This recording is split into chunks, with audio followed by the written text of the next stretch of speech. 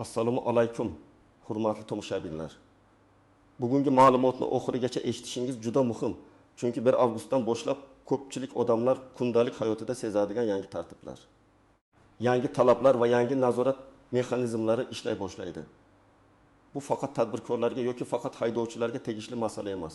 Bu hujjat rasmiylashtiradigan, kommunal to'lov qiladigan, bankdan foydalanadigan, farzandini bog'cha yoki maktabga tayyorlayotgan, uy ijaraga beradigan yoki ijarada yashaydigan, nafaqa, subsidiya, kredit, jarima, sug'urta, soliq va davlat xizmatlari bilan aloqasi bor har bir odamga tegishli. Men bugun sizga qo'rqitish uchun emas, aniq tayyorlanishingiz uchun tushuntiraman. Nima o'zgaryapti? Oldin qanday edi? Endi qanday bo'ladi? Kimlar ehtiyot bo'lish kerak? Kimlar ortiqcha xavotir qilmasa bo'ladi? Qaysi joylarda odamlar eng ko'p xato qiladi? Qanday hujjatlarni tayyorlab qo'yish kerak? Qayerga murojaat qilish kerak? Arizada nima yozish kerak? Hammasini sodda tilda aytib beraman. Kanalga hoziroq obuna bo'ling, videoga like bosing. Chunki bunday ma'lumotni vaqtida bilgan odam pulini, vaqtini va asabini asraydi. Oldin ko'p ishlar odat bo'yicha yurardi. Masalan, biror to'lovni kechiktirsangiz darrov sezilmasdi. Hujjat muddati o'tib ketgan bo'lsa ham odamlar keyin yangilab olaman deb yurardi. Uy ijarasi og'zaki kelishuv bilan davom etardi. Kommunal hisoblagich ko'rsatkichlari ba'zan qo'lda yozilardi, ba'zan kech berilardi. Bank kartasidagi ma'lumotlar, telefon raqami, pasport ma'lumoti, yashash manzili o'zgargan bo'lsa ham ko'pchilik uni tizimlarda yangilamasdi. Davlat xizmatlarida ham ayrim ma'lumotlar bir joyda boshqacha, boshqa joyda boshqacha turardi. Endi asosiy o'zgarish shundaki, ko'p jarayonlar elektron bazalar orqali solishtiriladi. Ya'ni bir tashkilotdagi ma'lumot ikkinchi tashkilotdagi ma'lumot bilan mos kelishi kerak. Agar sizning pasport ma'lumotingiz yangilangan bo'lsa, lekin bankda eski ma'lumot turgan bo'lsa, xizmat vaqtincha cheklanishi, qo'shimcha tekshiruv so'ralishi yoki arizangiz ortga qaytishi mumkin. Agar uy-joy, ijara, soliq, kommunal yoki kredit bo'yicha qarzdorlik bo'lsa, ayrim xizmatlarni olishda bu holat ko'rinadi. Oldin odam buni hech kim bilmaydi deb o'ylagan bo'lsa, endi ko'p ma'lumotlar avtomatik ko'rinadi. Eng muhim nuqta shuki, 1 avgustdan keyin bilmagan edim degan gap ko'p holatda yordam bermaydi. Chunki yangi tartiblar rasmiy manbalarda e'lon qilinadi. Davlat xizmatlari markazlari, banklar, kommunal tashkilotlar va elektron portal orqali fuqarolarga tushuntirish beriladi. Shuning uchun men sizga birinchi navbatda shuni aytaman. O'zingizga tegishli hujjat, to'lov, shartnoma va arizalarni tekshirib chiqing. Bu oddiy ishdek tuyuladi, lekin aynan shu narsa eng katta muammolarning oldini oladi. Birinchi katta yo'nalish hujjatlar va shaxsiy ma'lumotlar bilan bog'liq. Agar siz pasport yoki ID karta olgan bo'lsangiz, yashash manzilingiz o'zgargan bo'lsa, familiyangiz, telefon raqamingiz, nikoh holatingiz yoki oilaviy tarkibingiz o'zgargan bo'lsa, bular turli tizimlarda mos bo'lishi kerak. Masalan, bir ayol turmushga chiqib familiyasini o'zgartirdi. Lekin bankdagi ma'lumot eski familiyada qoldi. U kredit to'lovini amalga oshirmoqchi bo'lganda yoki yangi karta ochmoqchi bo'lganda qo'shimcha tasdiq talab qilinadi. Yoki subsidiya olish uchun ariza topshirganda hujjatdagi familiya bilan bazadagi familiya mos kelmasa, ariza ko'rib chiqilishi cho'ziladi. Men amaliyotda ko'p ko'rgan holat, odam o'zini qarzdor emas deb o'ylaydi. Lekin eski telefon raqamiga bog'langan xizmat, eski manzilga yozilgan kommunal hisob yoki avvalgi shartnoma bo'yicha kichik qarz chiqadi. Masalan, 30 ming so'mlik eski qarz vaqtida yopilmagan bo'lsa, ustiga penya qo'shiladi. Keyin 7 ming, 7 ming bo'lishi mumkin. Pul miqdori katta bo'lmasligi mumkin, lekin muammo shundaki, tizimda qarzdorlik mavjud degan belgi turadi. Shu belgi sababli ayrim xizmatlarda qo'shimcha tekshiruv boshlanadi. Ikkinchi yo'nalish kommunal to'lovlar va hisoblagichlar. Elektr, gaz, suv va chiqindi to'lovlari bo'yicha yangi nazorat kuchayganda, eng ko'p zarar ko'radiganlar hisoblagich ko'rsatkichini vaqtida bermagan yoki shaxsiy kabinetini tekshirmagan odamlar bo'ladi. Masalan, oilangiz oyga o'rtacha 22 kilovat elektr ishlatsa, tarif bo'yicha hisob aniq yurishi kerak. Lekin hisoblagich ko'rsatkichi noto'g'ri kiritilsa yoki eski qarz qolsa, keyingi oyda siz kutmagan summa chiqishi mumkin. Odamlar ko'pincha men buncha ishlatmaganman deydi. Shunda isbot kerak bo'ladi. Rasm, hisoblagich ko'rsatkichi, to'lov kvitansiya, shaxsiy hisob raqami. Agar siz ijarada yashasangiz, alohida ehtiyot bo'ling. Kommunal to'lov kimning nomida? Shartnomada kim javobgar? Qarz chiqsa kim to'laydi? Bularni og'zaki qoldirmang. Masalan, talaba kvartiraga kirdi, uy egasi gaz va svetni o'zing to'laysan dedi. Talaba har oy pulni uy egasiga naqd berdi, lekin uy egasi to'lovni kiritmadi. 3 oyda darqa 1000 so'm qarz yig'ildi. Keyin nizo chiqdi. Agar yozma kelishuv va to'lov cheki bo'lmasa, kim haq ekanini isbotlash qiyinlashadi. Shuning uchun 1 avgustdan keyin ijarada yashaydiganlar uchun eng oddiy qo'ydi. Har bir to'lovni chek bilan qiling, ilovada skrinshot saqlang, uy egasi bilan yozishmalarni o'chirmang. 3-yo'nalish ijara va ko'chmas mulk bilan bog'liq. Uyini ijaraga beradiganlar ko'pincha bir tanishim yashayapti. Shartnoma shart emas deb o'ylaydi. Lekin amalda bu katta xavf. Agar shartnoma bo'lmasa, ijara puli bo'yicha nizo, kommunal qarz, uyga yetkazilgan zarar. Muddatidan oldin chiqib ketish, garov puli qaytarilishi kabi masalalarda aniq asos bo'lmaydi. Masalan, bir xona 2 million so'mga ijaraga berildi. Og'zaki kelishuv bo'ldi. Ijarachi 2 oy yashadi, keyin chiqib ketdi. Lekin 1 million 200 ming so'm kommunal va ta'mir xarajati qoldirdi. Uy egasi talab qildi. Ijarachi men kelishmagandim dedi. Shartnoma bo'lmasa bu masala cho'ziladi. Shartnomada kamida quyidagilar bo'lishi kerak: uy egasining ma'lumoti, ijarachining ma'lumoti, manzil, ijara muddati, oylik to'lov miqdori, to'lov sanasi, kommunal to'lov kimning zimmasida ekani, garov puli bo'lsa uning miqdori, uyni topshirishdagi holat, mebel va texnika ro'yxati. Shikast yetganda kim javob berishi. Buni murakkab qilish shart emas, lekin yozma bo'lishi shart. Elektron ro'yxatdan o'tkazish imkoniyati bo'lsa, undan foydalaning. Chunki kelajakda men aytgandim emas, hujjat gapiradi. 4-yo'nalish bank kartalari, kreditlar va moliyaviy operatsiyalar. 1 avgustdan keyin banklar va to'lov tizimlarida shaxsni tasdiqlash, telefon raqamini yangilash, shubhali operatsiyalarni tekshirish, kredit tarixini baholash kabi jarayonlar yanada qat'iy bo'lishi mumkin. Bu nimani anglatadi? Agar karta sizniki bo'lsa, lekin telefon raqam boshqa odam nomida bo'lsa, muammo chiqishi mumkin. Agar kredit arizasida daromad boshqa, soliq yoki bank aylanmasida boshqa ko'rinsa, qo'shimcha hujjat so'raladi. Agar sizning nomingizga SIM karta olingan bo'lsa, lekin undan boshqa odam foydalanayotgan bo'lsa, xavf bor. Oddiy misol. Yigit akasining nomidagi kartadan foydalanadi. Maosh o'sha kartaga tushadi. Internet to'lovlari ham o'sha kartadan ketadi. Keyin yigit kredit olmoqchi bo'ladi. Bank daromadni tahlil qilganda rasmiy ma'lumotlar mos kelmaydi. Natijada arza rad etilishi yoki qo'shimcha tekshiruvga tushishi mumkin. Shuning uchun har bir odam o'z kartasi, o'z raqami, o'z elektron imzosi va o'z shaxsiy kabinetidan foydalanishi kerak. Bu qulaylik masalasi emas, moliyaviy xavfsizlik masalasi. 5-yo'nalish jarimalar va qarzdorliklar. Haydovchilar uchun bu ayniqsa muhim. Agar mashinangizga jarima yozilgan bo'lsa, uni vaqtida tekshirib boring. Ba'zan odam mashinani ishonchnoma bilan boshqaga bergan bo'ladi. Kamera jarimani avtomobil egasiga yozadi. Haydovchi esa men haydamaganman deydi. Lekin tizim egani ko'radi. Masalan, 165 ming so'mlik jarima bor. Odam buni bilmay yuradi. Keyin kechikish, qo'shimcha choralar, texnik ko'rik yoki boshqa rasmiy ishda muammo chiqadi. Shuning uchun avtomobilingiz bo'lsa, oyiga kamida bir marta jarimalarni elektron portal, bank ilovasi yoki rasmiy xizmat orqali tekshiring. Kimlar ko'proq xavotir qilish kerak? Birinchidan, hujjat muddati tugagan yoki ma'lumotlar o'zgarganlar. Ikkinchidan, kommunal to'lovlar tartibsiz yuradiganlar. Uchinchidan, ijaraga uy beradigan yoki ijarada yashaydiganlar. To'rtinchidan, kredit olmoqchi bo'lganlar yoki oldingi kreditida kechikish bo'lganlar. Beshinchidan, avtomobil egasi bo'lganlar. Oltinchidan, subsidiya, nafaqa, moddiy yordam. Bola puli yoki boshqa ijtimoiy yordamga ariza topshiradiganlar. Chunki bu yo'nalishlarda ma'lumotlar mosligi, rasmiy daromad, oila tarkibi, mulk mavjudligi va qarzdorliklar ko'proq tekshiriladi. Kimlar ortiqcha xavotir qilmasa bo'ladi.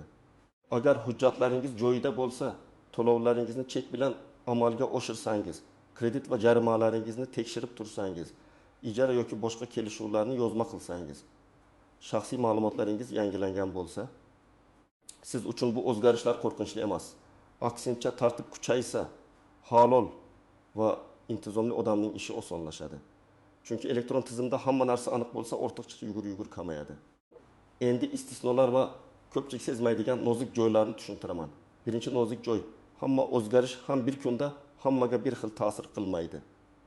Ayrim tartiblar 1 avgustdan boshlanadi, lekin amalda bosqichma-bosqich joriy qilinadi. Masalan, bitta hududda elektron tizim tez ishlashi mumkin. Boshqa hududda texnik moslashtirish biroz vaqt oladi. Lekin bu hali menga tegmaydi degani emas. Siz oldindan tayyor bo'lsangiz, navbatingiz kelganda qiynalmaysiz. Ikkinchi nozik joy, eski qarzlar. Ko'p odam bu qarz eski unutilib ketgan deb o'ylaydi. Lekin elektron bazalarda eski ma'lumotlar ham chiqishi mumkin. Ayniqsa kommunal, soliq, jarima, kredit, aliment, ijro hujjatlari bo'yicha qarzdorliklar ehtiyot talab qiladi. Agar qarz sizniki bo'lmasa, darhol e'tiroz bildiring. Lekin meniki emas deyishning o'zi yetmaydi. Sizda hujjat bo'lishi kerak. To'lov kvitansiyasi, shartnoma, mulk sizga tegishli bo'lmaganini ko'rsatuvchi ma'lumot. Transport vositasi sotilgan bo'lsa, oldi sotdi hujjati. Ijara bo'lsa shartnoma. Uchinchi nozik joy, boshqa odam nomidan foydalanish. Bizda ko'p uchraydi. Telefon raqam otasining nomida, karta onasining nomida, mashina akasining nomida, uy buvisining nomida, lekin amalda boshqa odam foydalanadi. Oddiy hayotda bu qulay tuyuladi, lekin rasmiy jarayonda bu katta chalkashlik keltiradi. Kredit, subsidiya, jarima, soliq, sug'urta, meros, ijara, kommunal to'lov kabi masalalarda kimning nomi tursa, javobgarlik ko'pincha o'sha odamga bo'ladi. Shuning uchun imkon qadar har bir xizmatni haqiqiy foydalanuvchi nomiga o'tkazish kerak. 4-chi nozik joy, ijtimoiy yordam va daromad. Bola puli, moddiy yordam. Subsidiya yoki boshqa yordam olishda faqat mening daromadimni kam deyish yetarli emas. Tizim oilaviy tarkib, rasmiy ish haqi, bank aylanmalari, mulk, avtomobil, tadbirkorlik faoliyati boshqa daromad manbalarini solishtirishi mumkin. Masalan, odam rasmiy ravishda 1 million 500 ming so'm oylik oladi, lekin bank kartasiga har oy 8 million so'm tushum keladi. Bu pul qarindoshlardan kelgan bo'lishi mumkin, savdo puli bo'lishi mumkin, qarz bo'lishi mumkin. Lekin tizim uni tekshiradi. Shuning uchun katta pul o'tkazmalari bo'lsa, ularning izohini va asosini saqlab boring. 5-chi nozik joy. Og'zak kelishuvlar endi yanada xavfli. Uy oldi sottisida, avtomobil sotishda, qarz berishda, xizmat ko'rsatishda, ta'mir ishlatishda, ijarada, hamkorlikda yozma hujjat bo'lmasa, kelajakda muammoni hal qilish qiyin. Masalan, ustaga 5 million so'm berdingiz, u 2 haftada ta'mir qilib beraman dedi. 1 oy o'tdi, ish chala. Siz talab qilsangiz, u boshqa narxga kelishgandik deydi. Agar yozma kelishuv, pul o'tkazmasi izohi yoki hech bo'lmasa xabar yozishmasi bo'lmasa, isbotlash qiyinlashadi. Men doim aytaman, hurmat boshqa, hujjat boshqa. Yaqin odam bilan ham kelishuvni yozib qo'yish uyat emas. 6-chi nozik joy, muddatlar. Ko'p odam hujjat topshiradi, keyin javobni kutmaydi, portalni tekshirmaydi, telefoniga kelgan SMSni o'qimaydi. Arizaga qo'shimcha hujjat so'ralgan bo'lishi mumkin, lekin odam vaqtida yubormaydi. Natijada ariza rad etiladi. Keyin nega rad bo'ldi deb yuradi. Shuning uchun ariza topshirganingizdan keyin uni kuzatish ham sizning vazifangiz. Portalga kiring, shaxsiy kabinetni tekshiring, SMS va elektron pochtani o'qing, qo'ng'iroqlarga javob bering. Endi aniq nima qilish kerakligini bosqichma-bosqich aytaman. Birinchi qadam, shaxsiy hujjatlaringizni tekshiring. ID, karta yoki pasport muddati, yashash manzili, familiya, ism, otasining ismi, tug'ilgan sana to'g'ri yozilganini ko'ring. Agar xato bo'lsa, eng yaqin davlat xizmatlari markaziga boring yoki mytok.uz orqali tegishli xizmatni tekshiring. O'zingiz bilan ID karta, eski hujjatlar, nikoh guvohnomasi yoki familiya o'zgarganini tasdiqlovchi hujjat, yashash manziliga oid hujjatlarni olib boring. Ikkinchi qadam, qarzdorliklarni tekshiring. Elektr, gaz, suv, chiqindi, soliq, jarima, kredit, aliment yoki ijro hujjatlari bo'yicha qarz bor yo'qligini alohida ko'ring. Buni bank ilovalari, kommunal tashkilotlarning shaxsiy kabinetlari, davlat xizmatlari portali yoki rasmiy idoralar orqali tekshirsa bo'ladi. Agar qarz chiqsa, darrov vahima qilmang. Avval qarz qaysi davr uchun, qaysi hisob raqamga, qaysi xizmat bo'yicha yozilganini aniqlang. Agar rostdan sizniki bo'lsa, imkon qadar tez yoping. Agar xato bo'lsa, yozma e'tiroz bering. E'tiroz yozishda oddiy va aniq yozing. Men falonchi, falon manzil bo'yicha, falon sanada shaxsiy hisobimda falon miqdorda qarzdorlik ko'rsatilganini aniqladim. Ushbu qarzdorlikka qo'shilmayman. Chunki falon sanada to'lov qilingan yoki ushbu davrda men mazkur manzilda yashamaganman. Holatni tekshirib, qarzdorlikni qayta hisoblab berishingizni so'rayman. Ilova sifatida to'lov cheki, shartnoma, hisoblagich rasmiy yoki boshqa tasdiqlovchi hujjatlarni qo'shing. Og'zaki shikoyat qilmang, yozma murojaat qiling. 3-chi qadam, bank va telefon raqamingizni tartibga keltiring. Bank kartangiz qaysi telefon raqamga ulangan? O'sha raqam sizning nomingizdami? Ilovaga kirish xavfsizmi? PIN kodni hech kim bilmaydimi? SMS kodlarini boshqaga bermayapsizmi? Bularni tekshiring. Agar eski raqam ulangan bo'lsa, bankka boring yoki ilova orqali yangilang. Elektron imzo ishlatsangiz, uning muddati va parolini tekshiring. Hech qachon elektron imzo kalitini boshqa odamga bermang. Chunki elektron imzo bilan qilingan harakat ko'p holatda sizning roziligingiz sifatida baholanadi. 4-qadam. Ijara va mulk hujjatlarini ko'rib chiqing. Agar uy ijaraga bersangiz, shartnoma tuzing. Agar ijarada yashasangiz, uy egasidan shartnoma so'rang. Shartnomada to'lov sanasi, miqdori, kommunal to'lovlar, garov puli va muddat aniq bo'lsin. To'lovni imkon qadar bank orqali qiling va izohiga avgust oyi ijara to'lovi deb yozing. Bu keyin isbot bo'ladi. Agar uy egasi faqat naqd pul olsa, hech bo'lmasa tilxat yozib oling. Falon sanada falon miqdorda ijara puli qabul qilindi deb imzo qo'ydiring. 5-qadam. Avtomobil bo'lsa, jarima va hujjatlarni tekshiring. Texnik ko'rik muddati, sug'urta muddati, ishonchnoma, jarimalar, avtomobil kimning nomida ekani hammasini ko'ring. Agar mashinani sotgan bo'lsangiz, lekin rasmiylashtirmagan bo'lsangiz, bu eng xavfli holat. Chunki jarima, soliq, hodisa yoki boshqa muammo eski ega kelishi mumkin. Shuning uchun pulni oldim, mashinani berdim bilan to'xtamang. Rasmiy oldi-sotdi qilinmaguncha xavf sizda qoladi. 6-qadam. Farzandlar bilan bog'liq hujjatlarni tayyorlang. Maktab, bog'cha, to'garak, tibbiy ma'lumotnoma, emlash, yashash manzili, ota-onaning hujjatlari kabi masalalarda oldindan harakat qiling. Avgust oyida navbatlar ko'payadi. Oxirgi haftaga qoldirsangiz, bitta yetishmayotgan hujjat sababli bir necha kun yugurishingiz mumkin. Agar bola boshqa hududda o'qimoqchi bo'lsa, manzil, ariza va maktab talablari oldindan aniqlansin. 7-qadam. Rasmiy manbani tekshirishni odat qiling. Har qanday xabarni Telegramdagi tasodifiy kanal, qo'shnining gapi yoki ijtimoiy tarmoqdagi vahimali sarlavha bilan qabul qilmang. Qaror, nizom, tartib, ariza shakli va muddatlarini rasmiy saytlar, Davlat xizmatlari markazi, bank yoki tegishli tashkilotdan tekshiring.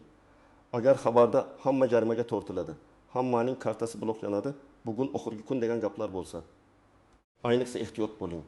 Firibgarlar aynan shunday qo'rquvdan foydalanadi. 8-qadam. Hujjatlarni bitta joyga jamlang. Telefoningizda alohida papka oching. ID karta rasmi, pasport ma'lumoti, STIR yoki JSSHIR, kommunal hisob raqamlar, to'lov cheklari, shartnomalar, bank rekvizitlari, sug'urta, avtomobil hujjatlari, ijara kelishuvi, ariza javoblari. Albatta, maxfiy parollarni rasmga olib saqlamang. Lekin kerakli hujjat nusxalari tartibli bo'lsa, biror idoraga borganda vaqt yo'qotmaysiz. 9-qadam. Oilangizdagi katta yoshli insonlarga yordam bering. Ota-onalarimiz, buvilarimiz ko'pincha elektron portal, SMS, bank ilovasi, QR to'lov, shaxsiy kabinet kabi narsalarda qiynaladi. Ularning nomida uy, kommunal hisob, karta yoki telefon raqam bo'lishi mumkin. Siz o'zingiznikini tartibga keltirib, ularning hujjatlarini ham ko'rib chiqing. Chunki muammo chiqqanda ular navbatda turib qiynaladi. Aslida esa ko'p ishni oldindan hal qilsa bo'ladi. 10-qadam. Har bir murojaatda dalil bilan gapiring. Idoraga borganingizda menga shunday deyishdi demang. Sana, raqam, hujjat, chek, screenshot, shartnoma bilan boring. Agar telefon orqali gaplashsangiz, kim bilan gaplashganingizni, qaysi sanada nima deganini yozib qo'ying. Agar ariza bersangiz, ariza raqamini saqlang. Agar rad javobi kelsa, rad sababini o'qing. Sababsiz rad etilgan bo'lsa, yug'ori tashkilotga yoki tegishli tartibda shikoyat qilish mumkin. Demak, 1 avgustdan boshlanadigan yangi tartiblarning eng asosiy mazmuni shuki: hujjatlar, to'lovlar, shartnomalar va shaxsiy ma'lumotlar aniq bo'lishi kerak.